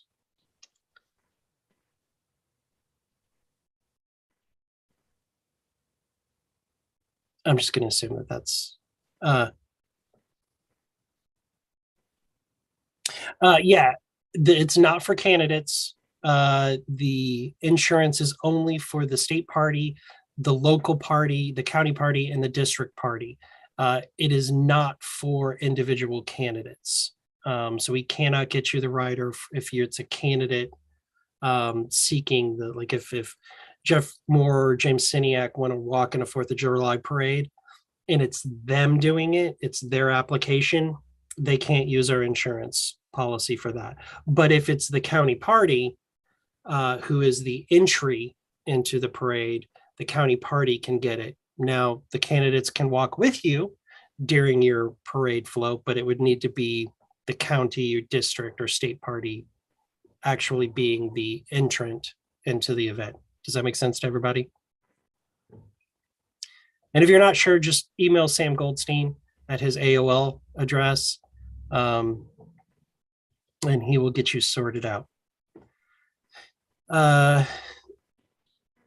Any other questions or comments about events? Okay, hearing none. The last item on the agenda that we added was the Google Workspace / Zoho. We authorized before the expense of moving over to Google Workplace because Google is shutting down the free service that we've been using for almost 2 decades. They told us in 2012 that they were discontinuing it, and now they actually mean it. And I get daily emails from Google reminding me, like a countdown clock, of when it officially ends and they will be shutting off service or switching to the paid service. Interestingly, during the same time period, a couple of candidates and a couple other organizations that I know have decided to switch to Zoho, which offers, for the same price, all of the things that Google offers and more. So it actually has its own task management system. So you can do project-based planning within the system. It has, so we use a program called Plannable right now, which costs us $100 a month. And that's what we use. Look at the angry look on Christy Avery's face, because she's one of the Plannable admins. It's our social media platform tool so that we can have volunteers create social media posts that get approved by us and then get scheduled. So that way we're not turning over our social media accounts to somebody to create posts. That's actually a $40 add-on in Zoho. So it would save us $60 per month just by that. It has its own Zoom capability that can have a couple hundred people at a time, which is included. We can get additional licensing. So it would potentially save us a lot of money over the long run. And it's exactly what we're going to be paying for Google. One of the other interesting things is that for every paid user seat, so like all of the district reps, all of the officers, you can get what's called an external user. So let's say a county party, we want to organize an event with a county party and we want to bring them into the work planning space or the social media space or any of the other areas of project management or team building or communication. It doesn't cost us anything to bring them in. For every paid seat we have, we get 5 externals for free. So we could cover just about everybody. So I've been looking at it. My only question, a question that I have that I'm going to pose to Michael Schulteis. Please, Michael, figure out how to fix your microphone. Can you unmute yourself and start talking?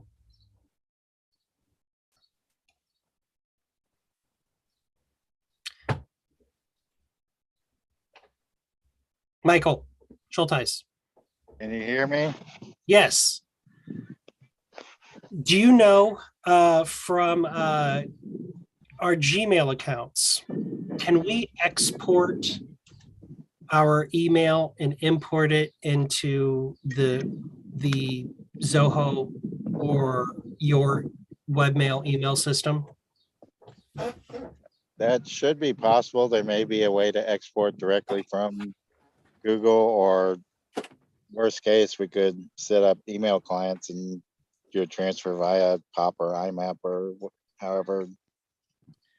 So, but we shouldn't end up losing all of our archived emails if we do a switch over, correct? Right, as long as we do it within the time frame before Google shuts it off. Okay, cool. I just wanted to make sure that Google was offering half price discounts if people sign up early. I don't know if that's in perpetuity. It's not, and it's only for the first like 6 months. And the connectivity that I'm seeing with Zoho is there's a lot more that we can do with it that we can't do with the Google Workspace and have things automatically integrated. So there's a lot of upside to it for what it basically amounts to. That space costs us the same as what we would be paying for the Google Workspace. But then if we add some of the other features, we can turn off other programs that we're paying for, like Plannable. We're paying $100 for a month for that. We can turn that feature on in Zoho and only pay $40 a month. So we'd save 60. Does that make sense to everybody? Yeah. So Michael, what do you think about, and then I'm going to come to Mr. Galt because he's been posting some stuff. What do you think about instead of changing the authorization to be Zoho instead of Google, switching over to Zoho instead of Google Workspace?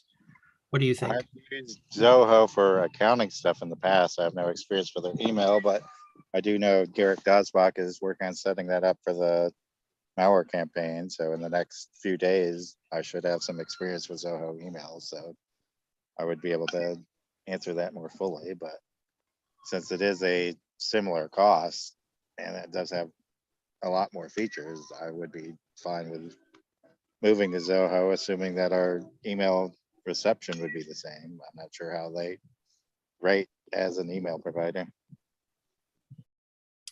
Mr. Galt, you posted a couple of things. Did you want to speak to them? Or could you speak to them, because I can't open them up and look at them? So It's just so people can see what the differences are. I'm a Google person, so I would rather stay with Google, but we got to do what's best for the party. So, well, how long do we have on your countdown? I think the one that I received was May. Let me look here. Hold on.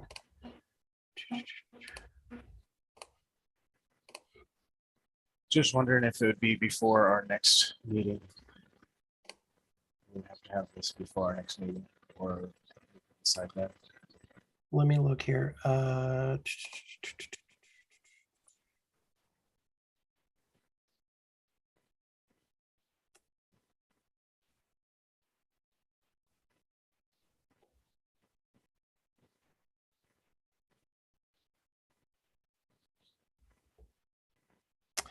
Yeah, it would be. So it's June 1st. So we could bring it up at the next meeting. I'm okay with that. I think that's fine. If we want people to explore it and look at it. I'd like to get it done sooner than that so that we can start utilizing those tools now, as opposed to trying to, if we start in June, then we're going to have a 30-day learning curve for it, maybe a little bit longer. And honestly, what that would mean is we're probably not going to use those tools until after the election cycle at that point, because we're going to be too busy to try to learn new tricks. Does Zoho have any kind of free trial? They do, and it's working with Chuck right now. But the thing is if that free trial, we would need to switch over to it to get all of us in there. Does that make sense? So it's either we're switching over to it or we're not. Like, the free trial really doesn't help us all that much, because you also, under the free trial as an individual don't have the enterprise platform stuff. Mr. Schultheis. One thing the malware campaign is doing is initially switching over one of their secondary domains just so we can try it out without disrupting the main domain. I'm willing to try it on the .vote. Again, that wouldn't give the whole team the access. So again, you would be the only person learning essentially how to use it.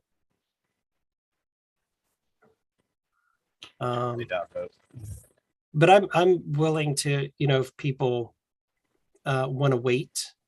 The question is, do we want to do it now, or do we want to wait a month? Do you guys need to look at it and review it, or do you just want to do it? That's the question. Ms. Avery, what do you think?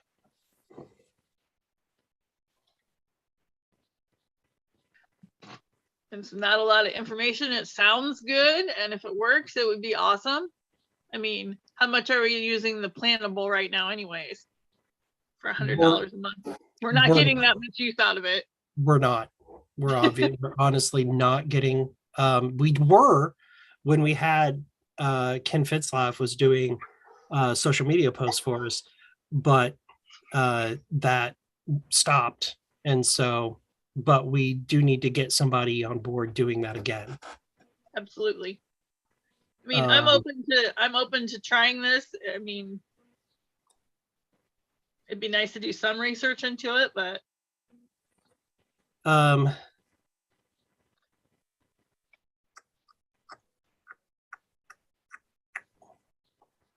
why don't we do this? Why don't we schedule another meeting?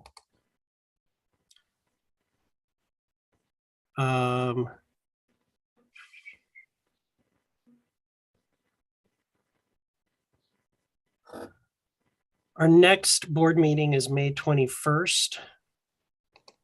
Why don't people look at the two links that Mr. Galt sent? I'll look at those as well, since he's clearly biased for Google.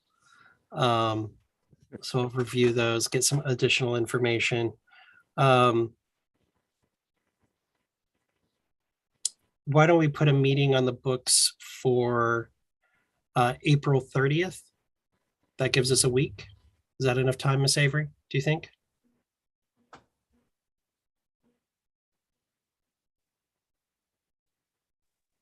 sure. What time do you think would be good for an April 30th meeting?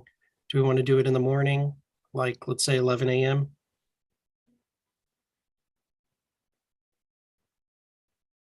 Okay, is there, I would entertain a motion to schedule a meeting for, actually, I think I can make the motion.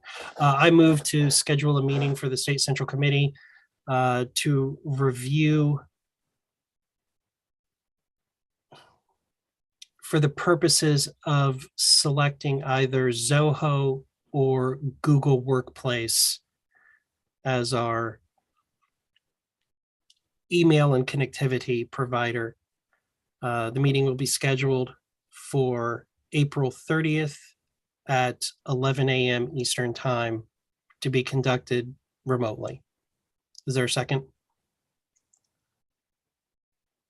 Second. Seconded by Mr. Rigg. All those in favor say aye.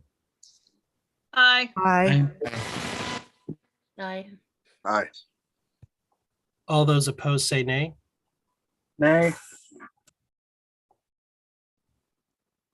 There's one nay.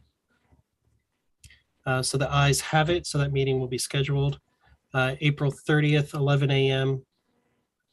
for the purposes of selecting either Google Workplace or Zoho.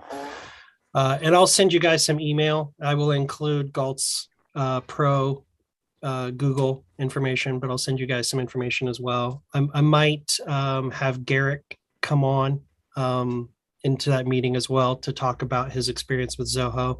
I've worked with a lot of organizations that use Zoho, and what's interesting was there were a lot of features that I didn't know about because I wasn't an admin in the organization. So I didn't know all of these cool features and tools that they had that I was like, oh, wow, hey, this would be really freaking handy. And this is something that we're doing externally that can now be all connected to each other. So that would be handy. That way your calendar and your getting things done, task management system and your project management and your social media calendar and all of that stuff are all connected to each other in one application. I thought was pretty cool. So that meeting is on the books. Previously in the agenda, we had Dustin Nana from the LNC listed, but we passed over him because he wasn't in attendance, but Mr. Nana is here. Is there any objection to hearing Mr. Nana's report at this time? Okay, hearing no objection. Mr. Nana, you have the floor for 10 minutes. Do please make sure that you are only giving updates on the LNC and not making pitches for any candidate for office of the LNC. Oh, sure. Yeah, no, I would not do that. I appreciate the reminder, though. So the last business we took care of in the LNC was we established a line of credit backed by business assets for $200,000, and then we drew that line of credit down by $50,000 to cover the encumbrances for ballot access that we just made recently. We had made the executive committee rather of the LNC made an encumbrance for $20,000 for Alabama because there was a $20,000 donation earmarked specifically for Alabama, and then they also encumbered $30,000 for New York. Subsequently, the $30,000 for New York motion was amended to be paid out in installments of $6,000 based on performance. They have to get 10,000 signatures per week to continue getting the installments. So hopefully they can do it. I'm not sure whether or not it's actually feasible, but we'll see what happens.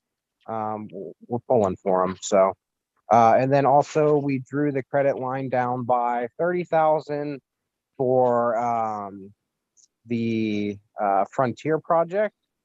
We had budgeted quite a bit more than that for it at the December budget meeting.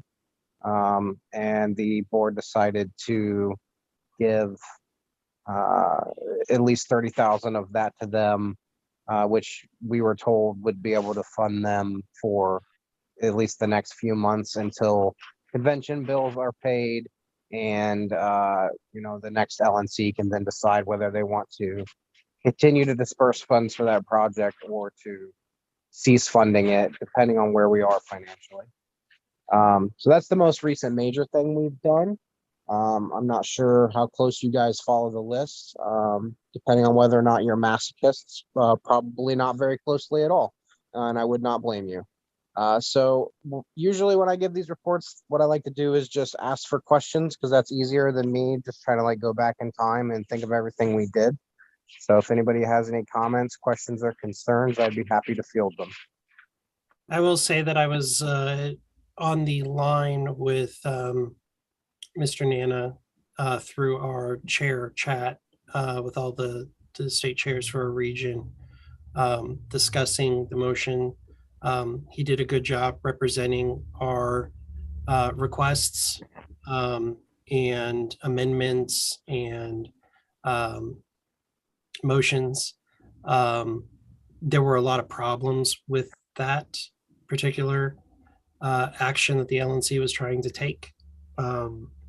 It was 50,000 for ballot access, but 85,000 going to an outside political organization that was outside of the control of the LNC. And we had significant problems with that. The language for how the money was going to be dispersed and spent was vague and left it to people to do without any authority. And so the language was tightened up. I'm not opposed to them taking out the business line of credit secured by business assets. Essentially what we're saying is they're taking out a line of credit against the building. I'm not opposed to it. I understand the shortfalls that the National Party has right now in fundraising. My understanding that it was supposed to be used to pay salaries for staff and ballot access that they had already committed to. And then it turned around to be used for completely different things. But because of people like Mr. Nana pushing on the LNC, Mr. Nana was very active in his objections and amendments to the motion.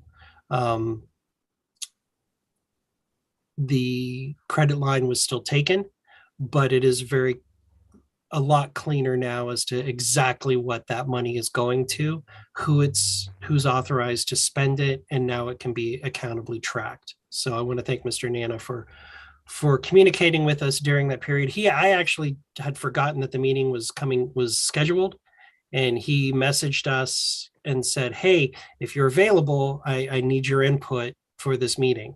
So thank you, Mr. Nana, for doing that and getting us all on board and sharing our opinions. Any questions for Mr. Nana?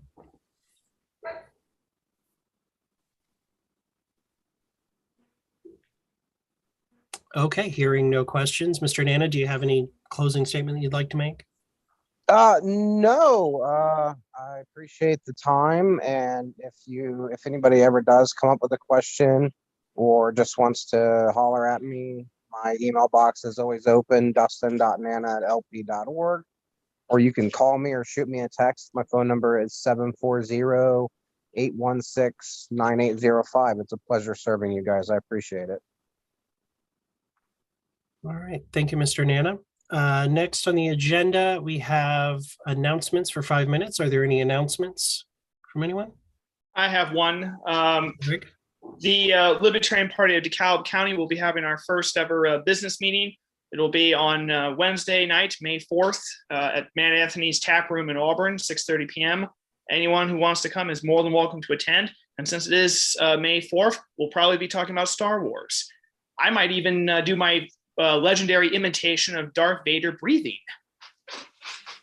I just want to point out that I saw that event listing the other day, and I thought, boy, that is awfully presumptuous of the DeKalb party to assume that they're going to be affiliated by then. How presumptuous, sir. I almost wanted to vote down your affiliation just so you wouldn't be able to have that event.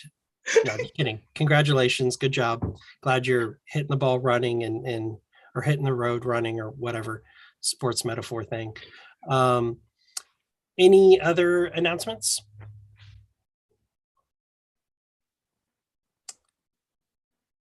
Okay, seeing no additional announcements, I would accept a motion to adjourn. So moved. It's been moved by Mr. Rigg. Is there a second? Second. Seconded by Ms. Britton. All those in favor say aye. Aye. Aye. Aye. Aye. All those opposed say nay. All right, we are adjourned. Thank you, everybody, for attending. I'm going to go ahead and stop the live